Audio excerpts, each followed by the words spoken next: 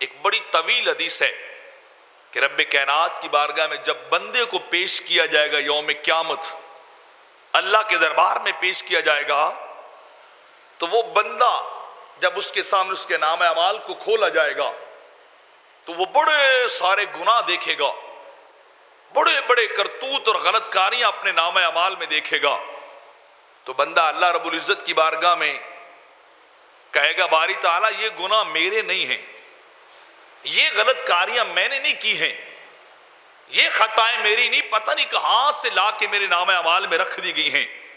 تو رب کائنات فرمائے گا میرے بندے یہ اعمال تیرے ہی ہیں، یہ تو نے کیے تھے دنیا میں رہ کر یہ سارے کام۔ تو بندہ اللہ کی بارگاہ میں انکاری ہو جائے گا کہ میں نے یہ اعمال نہیں کیے، کسی اور کے اٹھا کے جو میرے نام اعمال میں ڈال دیے گئے ہیں۔ تو رب کائنات فرمائے گا اس سے جا پھر کوئی گواہ لے کے آ کہ تو نے نہیں کیے،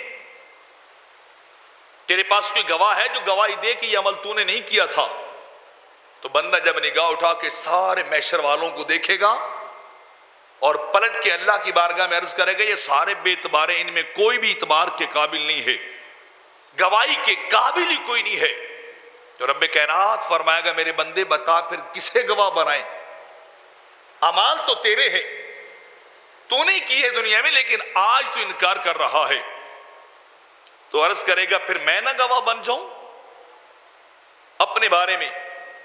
میں نہ گواہی دوں اپنے بارے میں؟ تو رب کائنات فرمائے گا ہاں چلو یہ تیری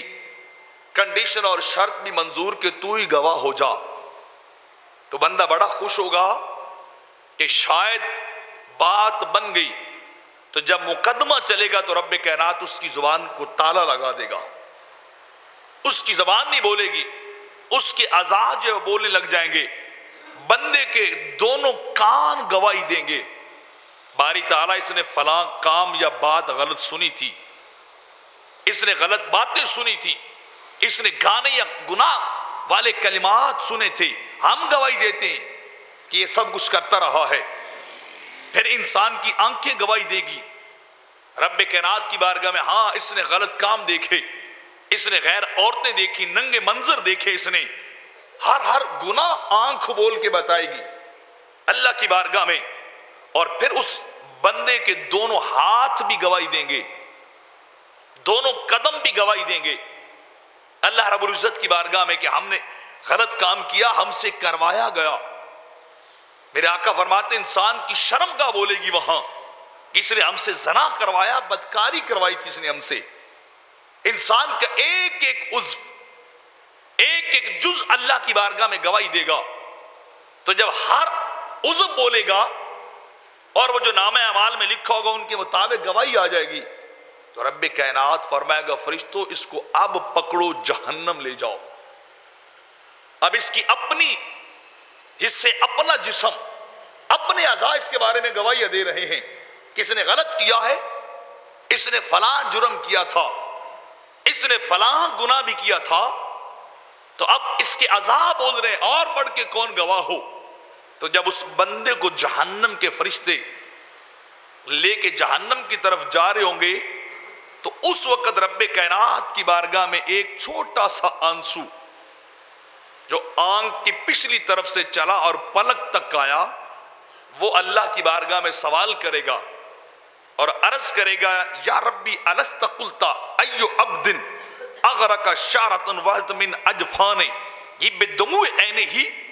من خشیت الا انجیناہ من النار۔ وہ ایک قطرہ جو اللہ کے خوف سے کبھی نکلا ہوگا، کبھی اس کی آنکھ سے نکل کر اس کی پلک تک آیا ہوگا، کبھی اس نے تنہائی میں بیٹھ کے کبھی زندگی میں ایک بار اپنے گناہوں کو یاد کیا ہوگا اور اللہ کی بارگاہ میں پیشی سے ڈرا ہوگا، تو وہ ایک قطرہ اللہ کی بارگاہ میں جھگڑا کرے گا۔ اللہ تیرا وعدہ تھا، مالک تو نے وعدہ کیا تھا جس کی پلک بھی گیلی ہو گئی، انجیناہ من النار، ہم اسے جہنم نہیں بھیجیں گے، ہم اسے آگ میں نہیں جلائیں گے، ہم جنت عطا کر دیں گے۔ تو میں گواہی دیتا ہوں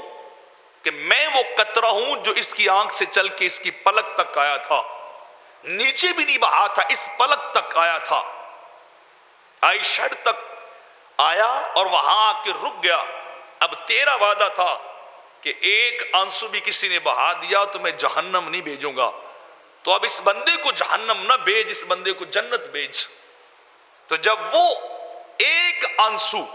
اللہ کی بارگاہ میں عرض کیوں نہ ہوگا تو رب کائنات اس کے بدلے اسے جنت عطا کر دے گا۔